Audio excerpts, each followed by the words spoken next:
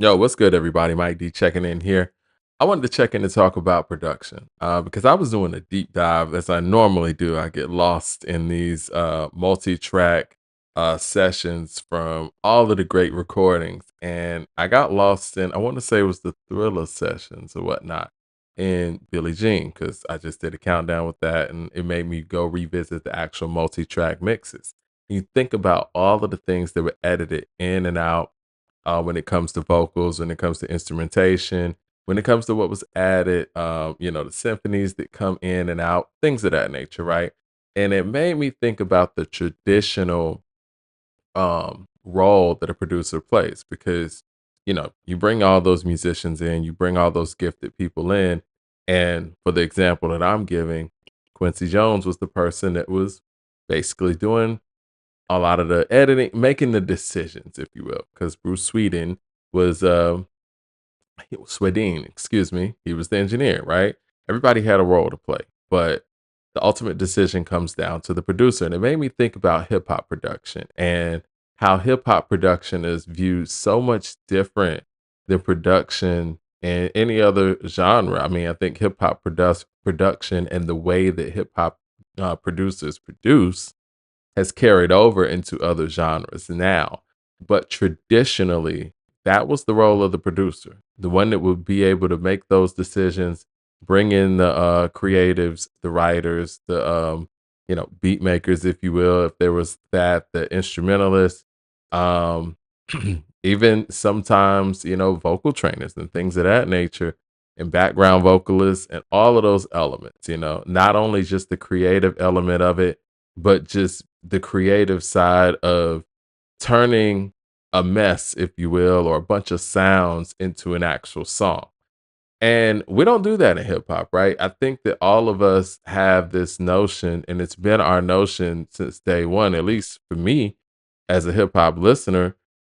The producer's role in hip hop is to make the beat. You know what I'm saying? Or, go chop up the sample or whatever, put a track behind it, put a beat track behind it, and get it to the rapper.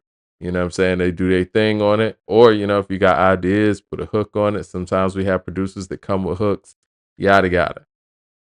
But it made me think about Dr. Dre and what his role is and the criticisms that we've always given Dr. Dre. And I say we as a hip hop collective based on how we view hip hop producers. Now, Dr. Dre, he's proven over time and in his career, yes, he can make a beat from scratch. Yes, he can go out there and sample. He can do all of those things. But in my personal opinion, what makes Dr. Dre different from the rest of his peers. And yes, let me answer the question on this video.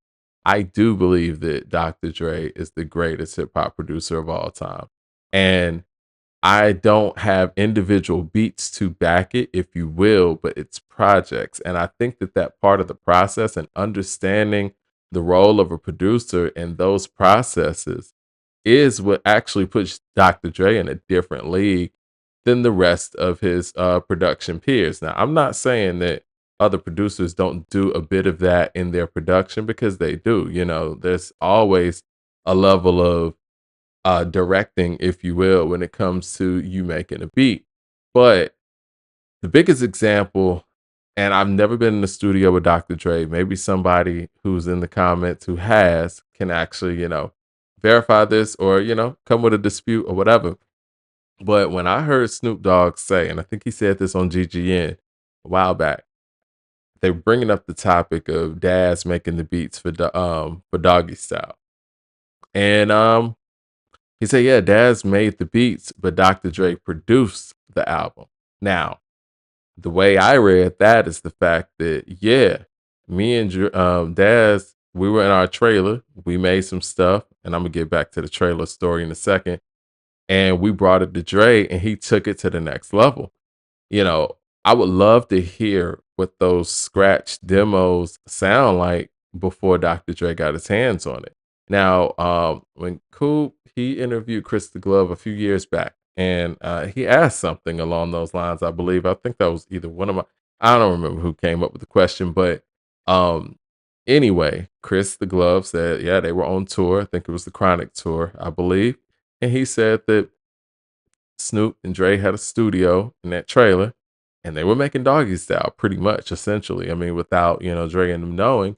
And again, I would love to know what those scratch recordings sounded like, but we know that whether it's individual producers or whatever. And DJ Quick should get a lot of credit for doing this too, because I hear that DJ Quick produces in that style as well. But yes, you bring Dr. Dre some scratch recordings, and it seems to me that he takes it to the next level, and he has the Chronic, he has Niggas for Life. He has No One Can Do It Better. He has Doggy Style in his repertoire. I'm not even gonna give him All Eyes on Me. Actually, that's more of DJ Quick from what people, say. Y'all correct me if I'm wrong out there as well, because I know there were a lot of people involved in All Eyes on Me. And then you look at 2001. You even look at the Marshall Mathers LP. You look at, the Slim Shady LP. You look at, Get Rich or Die Trying. You look at the documentary. You even look at Good Kid, Mad City. That's his role. And when you look at a producer's role from a traditional standpoint, there's not a hip hop producer that actually, we could pair up with him when it comes to those projects. Now, he's not here to get you a beat here and there. And again, that could be a whole different category because honestly, if we're talking about you need a producer that's just going to get you one beat, that's going to be an interesting conversation because we got Premier out there. I mean, you got Ye out there for certain generations. You got Pete Rock out there. You got Jay Dill out there. You got Q-Tip. Now, speaking to Q-Tip, I do think that Q-Tip, even dealing with samples and things of that nature, he has a lot of that traditional production style in him. But what Dr. Dre has that many of our our great hip hop producers, excuse me, don't have is that team of consistent, talented individuals that you can call on, and that's what reminds me of Quincy Jones's style when it comes to Dr. Dre. Quincy Jones had a team. He could call on anybody, whether that be a keyboardist from Toto, or whether that be, Rod Temperton, or whether that be, whoever, who am I thinking about? Ingram. Heck, I hate when I do that on videos. But anyway, you guys know what I'm talking about. Gerald Ingram, I believe.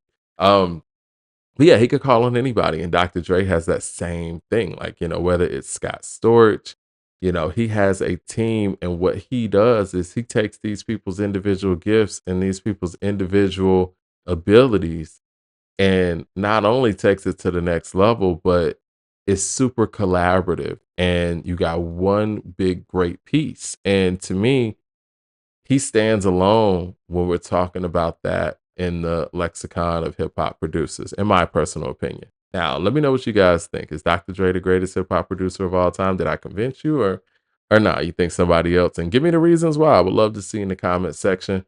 Hit like and subscribe, and I'll talk to you guys soon. All right.